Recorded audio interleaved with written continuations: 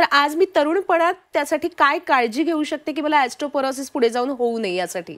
आपण या प्रश्नाला दोन प्रकारे आन्सर देणार. नंबर 1 की प्रिव्हेन्शन, करेक्ट. सो आपण हे कसं अवॉइड करू शकतो. सो जर तुमची जीवनशैली निष्क्रिय आहे, सिडेंटरी लाईफस्टाईल जे आम्ही म्हणतो, तुम्ही एका जागी बसलेले असतात, लॅपटॉप, आयफोन, आयपॅड आणि काय ऍक्टिव्हिटी करत नाही, म्हणजे बैठक काम ज्यांचं असतं, ज्यांचं बैठक काम जास्त असेल, सूर्याचा एक्सपोजर जर होत नसेल, म्हणजे विटॅमिन डीचा काय एक्सपोजर नाही, तुमचा जे आहार आहे जर ते पौष्टिक नसेल, त्याच्यामध्ये कॅल्शियम, विटॅमिन डी, फॉस्फरस आणि मिनरल्स ते व्यवस्थित होत नसेल, प्रोटीन इनटेक ते पण महत्त्वाचं असतं. तर एस्पेशली जर तुम्ही व्हेजिटेरियन असेल आणि जास्त प्रोटीन जर घेत नाही तर तुमचे हाड ठिसूळ होण्याचे चान्सेस आहे. तसंच जर तुम्हाला व्यसन असेल, सो धूम्रपान, मद्यपान किंवा तंबाखू, मिश्री जर तुम्ही याचा जास्त प्रमाणे सेवन करणार तर जे रक्तवाहिनी आहे जे आपल्या हाडांमध्ये जाते ते रक्तवाहिनी पातळ होत जातात आणि जर ते पातळ झाले तर जे खुराक पाहिजे आपल्याला हाडांना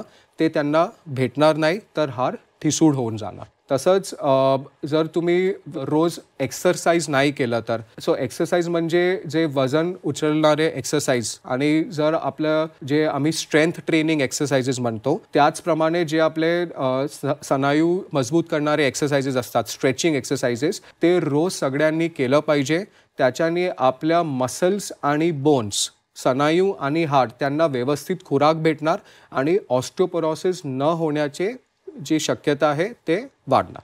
नाऊ सेकंड इज, जर ऑस्टिओपोरोसिस मला आहे की नाही हे आपण कसं फाइंड केलं पाहिजे, कारण आपल्याला हे माहीत आहे की ऑस्टिओपोरोसिस एक सायलेंट किलर आहे. तो अर्ली डिटेक्शन ते करणं खूप आवश्यक आहे. अर्ली डिटेक्शनसाठी आम्ही रक्तामध्ये कॅल्शियम, विटॅमिन डी याचे लेवल्स मापतो.